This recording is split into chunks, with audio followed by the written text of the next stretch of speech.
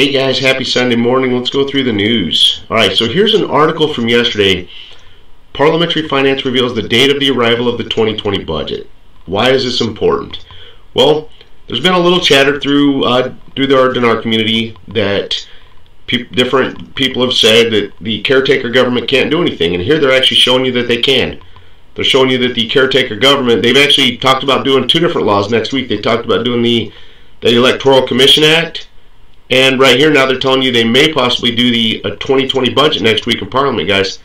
That's huge. So they're basically telling you they don't need a full completed government to push forward. Okay, they can get everything done with the current caretaker government. So that's what I've been trying to show you guys, is basically that after they put that, what do you call it, that the health no, it wasn't the healthcare, it was the education minister. That's what it was. After they put the education minister, guys, the government was good, ready to go.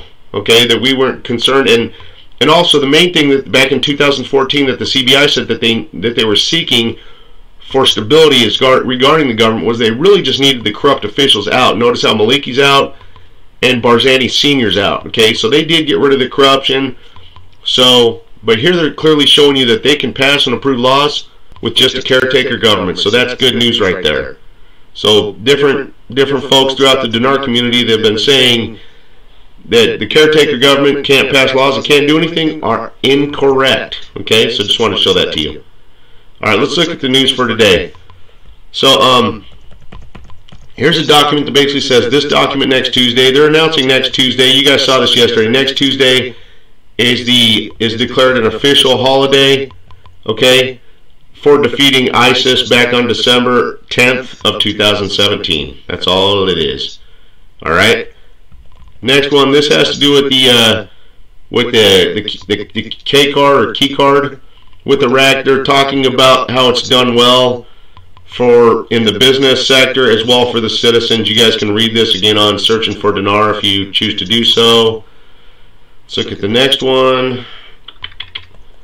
The government is dissolved after 30 days. They're basically just saying that the current government will be dissolved. Current government meaning that's Mahdi and his cabinet are going to be dissolved after 30 days from the resignation. Okay, and that after that period, the current president, which is Halbusi, has 15 days to get a new PM in there. And you guys can read this at Searching for Dinar. Okay. Here they're talking about going after the government officials who attacked protesters and so forth. And as you guys have seen, remember I stressed to you from day one, the demonstrations started back on approximately October 1st. I was probably the only, if you want to call me a guru, that actually came out telling you that the demonstrations would have no impact on the timing of the rate change. Okay, while a lot of other gurus came out saying, oh yeah, it's actually going to speed it up. No, it has nothing to do with the timing of the rate change. Okay, what it did show you again is that the demands of the demonstrators, okay, are now rolled. They've told you, that's not my opinion, they've told you that all those items that they're seeking or demands are rolled into the 2020 budget. I've kind of proven to you that it'll actually more be rolled into a supplementary budget, okay? Because those monies are waiting on the rate change, so which means they would have to approve a supplementary budget after the rate change, okay, on the demonstrations, on the demands, okay? So more good news there. And it also, the whole deal with the demonstrations has shown you that the government's hands are tied, and even they're waiting on the rate change to be able to meet the demands of the demonstrators. Okay, so that's good stuff right there. We've seen a lot of good stuff lately. Legal expert reveals the government management scenarios after the caretaker period. Again, this is talking about more of the transition from the caretaker government to the caretaker government. Okay, it talks about the 15-day period, the 30 right there. He has 15 days, blah, blah, blah. So again, you guys can read this on Searching for Dinar. The region reveals its share of the 2020 budget. Okay, this is talking about Kurdistan revealed its share of the federal 2020 budget. The head of the Kurdistan government representative in Baghdad said in a press statement that the final agreement reached the Kurdistan delegation with the federal government provides for the delivery of the region 250,000 barrels per day to Somo Company in exchange for granting Kurdistan 12.6% of the budget. So it's basically telling you that they've granted Kurdistan 12.6% of the federal budget, and that in return, Kurdistan's going to send Baghdad 250,000 barrels of oil per day. Okay, so that's that article, and this is yesterday news. So let's transition to another news outlet. Let's see what else. All right, the IKD King. Okay, so this first article has telling you how well the stock market did basically through the past week. Again, you can read this at the IKDteam.com. Iraq, China, and the UAE are like some of the top exporters out of Iran in the next article. And then in this article right here, you guys kind of saw this in the last one. It just goes, basically Iraq is transitioning to a cashless society. And guys, that's by design.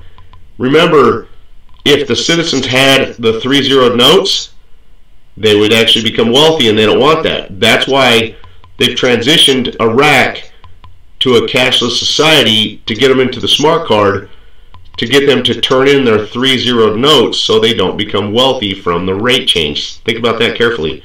Okay, so this article's, we went through this in the last news section. It was showing you that it talks about how well the card has done in the business sector and the or business district, as well as for the citizens. Okay, Sri Lanka, that's not an important article. The region reveals its share of the 2020 budget. We saw that in the last news section. Here they're saying a list of 120 deputies handed over to Saleh includes conditions for choosing the prime minister.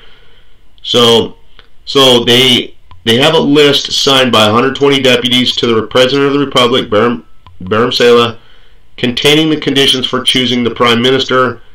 They have 20 personalities from within Parliament and the various political blocs who met with the President of the Republic and presented him with a list containing the conditions for choosing the prime minister, signed by 120 deputies. Okay, so parliamentary, Abdul Mahdi granted powers to his minister to proceed with contracts until the end of the year. And notice how some of the previous articles said that basically Mahdi's current government or cabinet still is empowered for 30 days. Remember, he gave his resignation approximately 12/1, so the 30 days would take us to the end of December. So pretty much Mahdi's current government is still in power until the end of December, and then after that period, that's when so roughly kind of around January 1st, that's when they have to, that's when the president has to that kind of starts a 15-day period to get a new PM in there, and then after that 15 days, the PM will have approximately the 30 days to form his cabinet. Okay, so that's what this is telling you. So Mahdi's current cabinet and government will still be in power.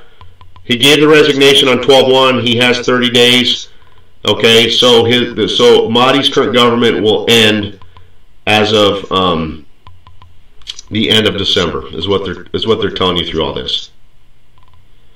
So you guys already saw this on the last one. Kurdistan reveals its percentage of the next budget, and here they're saying that they even deny the agreement with Abdul Mahdi to receive it before the resignation. Be careful with these types of articles, guys, because they're basically saying that they're denying the agreement to receive or have the budget sent to Parliament for the first reading before his term would end again, which we just talked about that at the end of December. So again, this is only one article saying this. So in the last news section, one article said that the budget would be submitted by next week. Here they're saying that they actually deny that agreement. So you got to be careful with these types of articles. Okay, a lot of times when you see one article saying something, I've shown you guys that through time, it's be cautious with it. Here they're building and repairing housing loans or mortgage. We're not too worried, but Canada sponsors a conference for the reconstruction of Iraq and Baghdad. Here they're saying next Wednesday the capital of Baghdad will hold a conference for the reconstruction of Iraq. Okay. But notice how we see a lot of articles talking about reconstruction, but notice how we don't see any articles telling us that reconstruction has physically started. Okay. That's because it's waiting on the rate change. The outlets announced taking decisions to protect the local producer. I'm not too worried about the article, guys. Here they're saying that Integrity seizes corruption cases worth 400 billion dinar in a month, so they've confiscated, dinar from corruption. And here they're basically this is from yesterday's news. It's from 12/7. They're saying that they're going to try to vote on this Electoral Commission Act next week. So, anyway, guys, there's your daily news. God bless you and have a great day.